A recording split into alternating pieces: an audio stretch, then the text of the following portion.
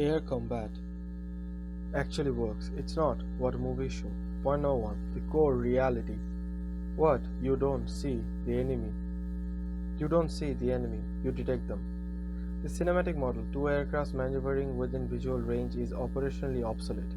Modern air combat is dominated by sensor networks, not eyesight. The decisive actor is not the pilot's visual acuity, but the integration of radar data links and off-border sensors.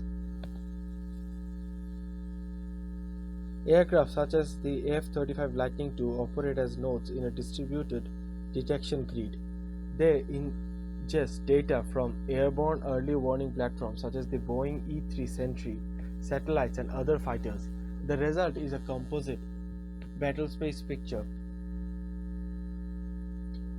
where targets are identified and tracked long before visual contact. Failure point: if you rely on visual engagement, you are already dead. The engagement likely occurred tens of kilometers away. Point number two, the kill chain: detection, then identification, then engagement, then exit. Air combat is a process pipeline, not a spontaneous duel. This sequence is rigid. Detection: radar or passive sensors locate a target. Tracking: continuous updates refine position and velocity. Third, identification: field, friend or foe classification, critical to avoid fratricide. Point number four, engagement: missile launch, often without visual confirmation. Lastly, exit: immediate repositioning to avoid counterfire. Weapons like the AIM 120 MRAM execute this chain with minimal pilot input once launched. The missile onboard radar takes over in the terminal phase. Second order consequences: the pilot is not fighting the enemy, he is managing timelines. Whoever compresses the kill chain faster wins. Point number three, beyond visual range, BVR, where most combat is decided. Engagement ranges now exceed 50 to 150 kilometers depending on altitude and missile profile. At these distances, you never see the opponent. You may not even know what platform fired at you. Survival depends on electronic warfare and maneuver timing, not dogfighting skills. Aircraft like the F-22 exploit stealth to delay detection, effectively firing first while remaining unseen. Third order effects: the engagement becomes asymmetric. One side operates with full situational awareness, the other blindly reacts. Point number 4, dogfighting: rare, chaotic, and usually a failure of strategy. Close range engagement still exists, but they signal system breakdown, failed detection or misidentification, rules of engagement forcing visual confirmation, electronic warfare degradation. Within visual range, combat uses infrared missiles like the AIM-9 Sidewinder, capable of extreme off-board targeting. However, even here, helmet-mounted cooling systems eliminate the need for classic tolling. Missiles, not guns, dominate. Engagement lasts seconds, not minutes. Outcome reality: if you reach a dogfight, your system already underperformed. Point number 5, electronic warfare, the invisible battlefield. Decisive layer. The decisive layer is electromagnetic control. Platforms like the ES-16 Growler degrade enemy sensors through jamming, spoofing, and deception. Key mechanisms: jamming overloads radars with noise. Spoofing creates false targets. Chaff and flare misleads radar and infrared missiles. First order effects: denial of targeting solutions. Second order effect: forces enemy into defensive maneuvers. Third order effects: collapse their kill chain entirely. This is where superiority is actually determined not in maneuvering but in information denial. Point number 6, energy and positioning, the only remaining dogfight variable. Even in close combat, outcome reduces to engagement management: speed, kinetic advantage; altitude, potential energy reserve; position, firing geometry. The aircraft that lose energy because it is predictable and vulnerable. This is governed by the energy maneuverability theory formalized in modern air combat doctrine. Constraint: high maneuverability costs energy Aggressive turns reduce survivability if not calculated. Point number 7. What movies get wrong and why it matters. Films like Top Gun present air combat as visual tracking, prolonged maneuver battles, pilot centric heroics. Reality is sensor dominance, network centric warfare, system level superiority. Misinterpretation consequences. You focus on the wrong variable, skill instead of system integration. Full assessment. Control information, not the aircraft. Air combat is not a contest of courage or reflex, it is a contest of information asymmetry, timing compression, and system integration. If your detection is slower, your data is incomplete, or your electronic warfare is inferior, the outcome is predetermined. The aircraft is just a delivery platform for decisions already made upstream. Maintain the illusion of control if you want, but the system decides the kill long before the pilot's becomes relevant. Let's go for a full structural breakdown. Part 1. The core thesis, why movies get it wrong, defines the fundamental mismatch between cinematic dogfight and real-world network-centric warfare. This sets the frame. Without it, everything else gets misinterpreted. Part 2. The battlespace, air combat as a system of systems, covers the architecture of fighters, AWACS, satellites, ground radars, data links. You don't fight aircraft, you fight an integrated network. Failure if script. You think platforms matters more than systems. Part 3. Detection and sensing. Who sees first wins. Radar, IRST, passive detection, stealth integration. First order rules. First detection, then first kill, then probabilistic kill advantage.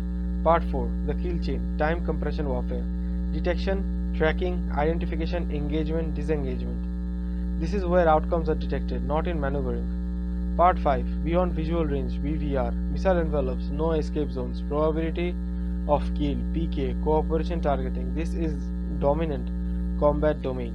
Ignore it and you're studying fiction. Part 6. Electronic warfare and spectrum control, jamming, spoofing, decoys, electronic attacks. This is where the real fighting happens. Invisible, non-kinetic, and decisive. Part 7. Stealth and signature management. Radar cross-section, emission control, and detection trade-off. Stealth is not invisibility, it's timeline manipulation. Part 8. Within visual range, WVR, and dogfighting, only after system failure or constraint. High G maneuvering, off-board side missiles, helmet queuing systems. This is the part we overestimate, and it's the least relevant. Part 9. Energy maneuverability theory, speed, altitude, turn rate, energy bleed. This governs survivability when everything else collapses. Point number 10. Command, control, and decision making. Human versus system. Pilot, cognitive load. Rules of engagement. Command hierarchy. Most engagement are lost here due to decision latency, not a weapon failure. Part 11. Logistics, maintenance, and sortie generations. Fuel, spare parts, readiness rates. When this is ignored, we misunderstand war entirely. Air combat is sustained by industrial throughput, not individual engagements. Part 12. Strategic layer. Air superiority as a systems outcome. How all layers combine. Denial of airspace or suppression of enemy air defenses, ACAD. Integration with land and sea operations. Final reality. Air combat is not about killing aircraft, it's about controlling the battle space to enable everything else.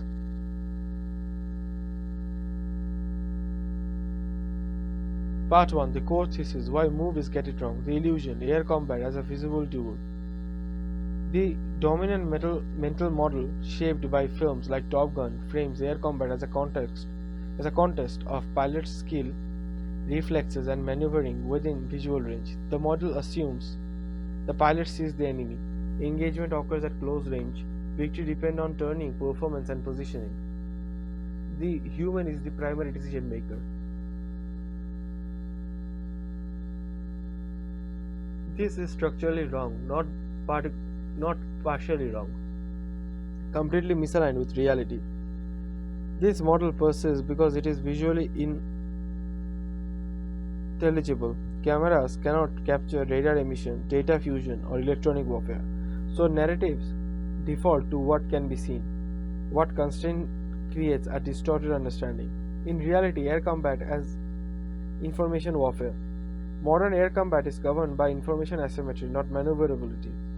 Aircraft like the F-35 Lightning II do not rely on visual acquisition, they operate as sensor nodes in a networked battlespace, ingested data from multiple sources. Airborne early warning systems like the Boeing E-3 Sentry, other aircraft via data links, ground-based radar, electronic intelligence sources. The pilot doesn't search for enemies in the sky, the system feeds the targets into the cockpit. This changes the nature of combat entirely. The decisive variable is no longer who flies better, but who knows more, earlier, and with higher certainty. The core mechanism: timeline domination. Combat outcomes are determined by timeline domination. Detect first, classify faster, decide earlier, engage before the opponent reacts. Once a missile is launched from beyond visual range, often using systems like the AIM 120 Embraer, and the engagement is already asymmetrical, the opposing pilot may not know they are targeted, receive warning too late, be forced into defensive maneuvers instead of counterattack. At that point, the fight is not a contest, it is an execution sequence. Why dogfighting is a misleading benchmark? Dogfighting is treated as a pure form of air combat. In reality, it is usually evidence of prior failure. Failure to detect early, failure to engage at range, failure to electronic warfare or identification constraints. When aircraft enter visual range, it means the system failed to resolve the engagement earlier. You are operating at a degraded state. Even then, the dynamics are not what the movie suggests. Missiles dominate over guns, helmet mounted targeting removes the needed for precision positioning, engagement duration is extremely short. The romanticized turning battle into an artifact of outdated technology. First order consequences: skill is secondary. Pilot skill still matters, but not in the same way we assume. The hierarchy is system capability, sensors, stealth, networking, information quality, accuracy, timeliness, decision speed, human machine integration, pilot execution, maneuvering plus tactics. Second order consequences: asymmetry is the default. Modern engagement are not symmetrical tools, they are imbalanced encounters. One side sees clearly, the other operates with uncertainty. One side acts, the other side reacts. One side controls engagement range, the other control is constrained. In the current model, it overkills visibility, maneuverability, and individual skill while underweighting information, timing, and systematic integration. The fundamental mistake is isolating the fighter jet as a unit of analysis that is analytically incompetent. A modern fighter is not a standalone weapon, it is a node inside a distributed combat system. The actual unit of combat is the network. A platform like the F-35 Lightning II only reaches its full capacity when integrated with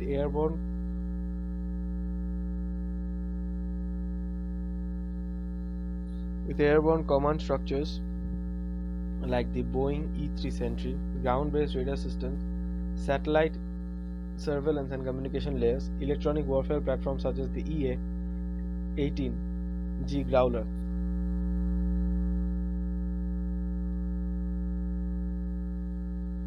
These are marginal variables compared to integration quality. For example, a legacy fighter like the F-15 Eagle with full AWACS support and data link integration can outperform a more advanced but isolated aircraft. A stealth platform without network support loses situational awareness and becomes vulnerable. The role of AWACS, centralized awareness. This creates a shared battlespace picture. Fighters no longer are guessing, they are executing assigned roles. Distributed systems, the shift away from centralization. Modern doctrine is moving towards distributed sensing. Stealth fighters like the F-22 Raptor and F-35 act as straightforward sensors. Data is shared literally, not just through a central node. Redundancy reduces single point failure risk. Second order effect: even if central assets are destroyed, the network continues functioning in degraded but operational form. System fragility, where the battles are actually won. The decisive targets are not just always aircraft, they are communication nodes, radar installations, data links, command centers. Destroy or disrupt these, the enemy's aircraft becomes blind and ineffective. Air combat is not just a collection of individual engagements, it is a network competition between systems. This side with superior integration dictates the battle space. The side with fragmented system reacts and losses. The determinant variable detection precedes everything. There is no engagement without detection. No missile launch, no maneuver, no decision, nothing occurs until a target is detected, tracked, and classified. This is the first asymmetry point. If one side detects earlier, the rest of the engagement becomes a control sequence rather than a context. The operation rule is simple: detection advantage, timeline advantage,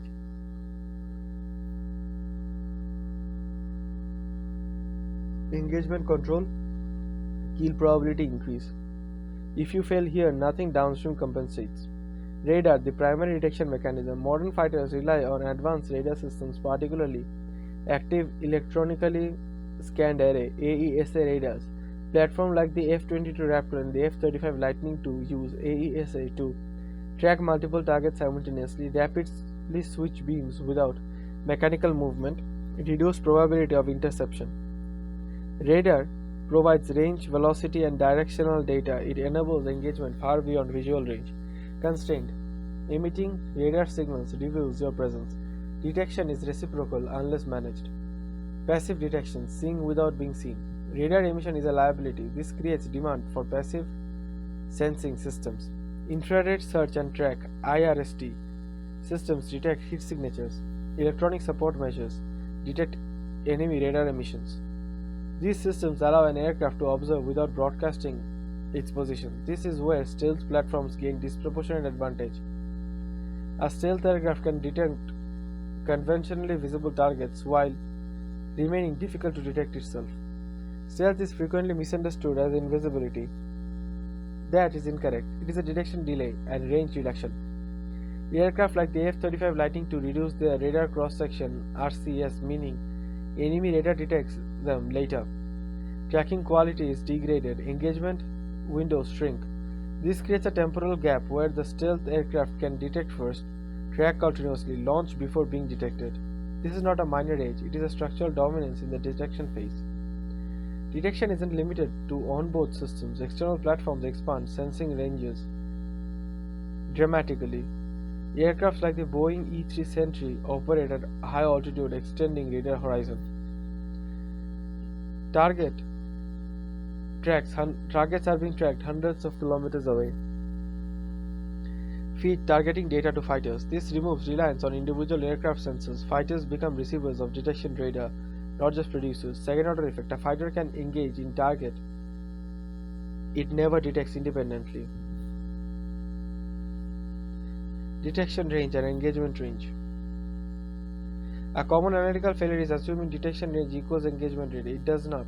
Detection range when you first observe a target, engagement range when you can successfully attack. The gap between these defines your tactical options. Early detection, time to position advantageously. Late detection, forced defensive posture. Counter detection, delaying the opponent's awareness. Detection is contested. Systems exist to degrade or deny. Electronic warfare jamming reduces radar effectiveness. Decoys create false targets. Terrain masking hides aircraft at low altitude. Platforms like the EA-18-6 Growler specializes in degrading many enemy capability. First order effect reduces detection range. Second order effect delayed engagement capacity. Third order effect collapse of enemy chain timing. Weapons require high confidence tracking. Degrading tracks quality even when eliminating detection can prevent engagement. This is where electronic warfare and stealth converge, not necessarily to avoid detection entirely but to prevent usable targeting data. Failure modes, where detection breaks. Most engagements are lost at this stage due to predictable failures, over-reliance on active radar, self-exposure, poor data fusion, delayed or incorrect identification, communication breakdown, fragmented awareness. Each stage is a gate. Fail one and the chain breaks. Complete all faster than the opponent, the result is predetermined. The sequence is the kill chain: detection, tracking, identification, decision, engagement, and exit. Detection isn't enough. You need a continuous, stable track, position, visibility, heading, and acceleration. Inputs: data sensors, command directives, and threat perception. Once a missile is launched, like the AIM-120 AMRAAM is launched, control partially transfers to the weapon. Engagement phases: boost phase, initial acceleration, mid-course guidance, data link updates. Terminal phase: active active radar homing. At this point, the attacker can disengage. The defender must act immediately. This is where asymmetry becomes lethal. The defender is forced into energy draining evasive maneuvers even if the missile misses. The attacker doesn't just remain in place, immediately repositioning is standard, turn away to reduce exposure, descend to climb to break tracking, reintegrate into the network entirely. Faster detection means earlier tracking, faster tracking means earlier decision means earlier launch. The side that compresses the timeline forces the opponent into reactive mode. Reactive mode characteristics: defensive maneuvering, loss of initiative, reduced situational awareness. Once reactive, recovery probability declines sharply, disrupting the kill chain where defense happens. Defense is not just evasive, it is a kill chain disruption. Jamming breaks tracking, decoys corrupt identification, maneuvering breaks missile lock, communication disrupts delay decisions. Platforms like the ES-16 Growler are designed to attack specific targets of this chain. When most people imagine air combat, they imagine speed, instinct, aggression, and visual duels in the sky. They imagine two fighters locking eyes across clouds while aircraft twist violently through the atmosphere in a contest of reflexes and courage. Popular culture trained generations to believe that the air warfare is primarily about maneuverability and bravery. Films transformed pilots into airborne glide slingers and fighter jets into mechanical swords. But the modern battlefield doesn't reward cinematic thinking, it punishes it. The truth is that real air combat barely resembles what movies portray. The majority of modern engagements are fought visually. In many cases, pilots never even see the aircraft that they are trying to kill. The decisive movements happen silently, electronically, and often invisibly. Radar waves, data links, electronic warfare systems, satellites, algorithmic targets now dominate the sky more than raw maneuvering skill. Modern air warfare is not a duel between two aircrafts, it is a conflict between two systems. The fighter jet itself is only one component inside a larger aircraft composed of sensors, communication networks, airborne command systems, ground radar installations, missile batteries, electronic warfare platforms, and command and control structures. The pilot is no longer the sole hunter. He is the node inside a giant machine designed to collect information, process information, and distribute information, as well as weaponize information faster than the enemy can react. That is the real battlefield. The side that sees first usually shoots first. The side that shoots first controls the engagement, and the side forced into reaction is already trapped inside the opponent's timeline. This means the essence of air combat has changed fundamentally. In the 20th century, victory often depended on turning performance, visual awareness, and close range maneuverability. In the 21st century, victory increasingly depends on detection range, electronic warfare capability, sensory fusion, stealth design, and network integration. The aircraft is no longer a merely weapon, it is a flying data processor. The transformation happened gradually through decades of technological evolution. Radar systems became more sophisticated. Missiles gained longer range and better guidance. Satellites expanded situational awareness. Airborne early warning aircraft began coordinating entire battlespace. Electronics warfare platforms learned how to blind enemy radars and corrupt targeting systems. Stealth technology reduced detection ranges. Artificial intelligence and data fusion accelerated decision-making speed. The result is a battlefield where the most important effects often occur before visual contact ever happens. A pilot flying is in a random aircraft like the F-35 Lightning is not operating like a lone warrior. He is connected to airborne early warning systems.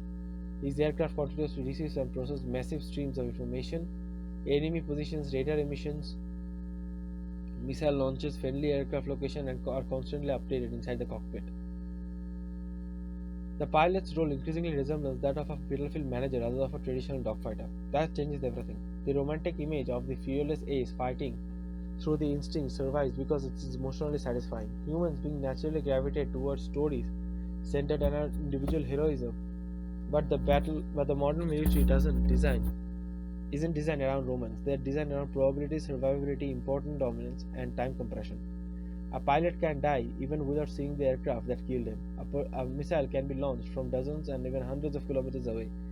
An enemy radar may detect you long before you know it exists. An electronic warfare aircraft can disrupt your sensors before the battle even begins. Your data links can be jammed. Your situational awareness can collapse in seconds.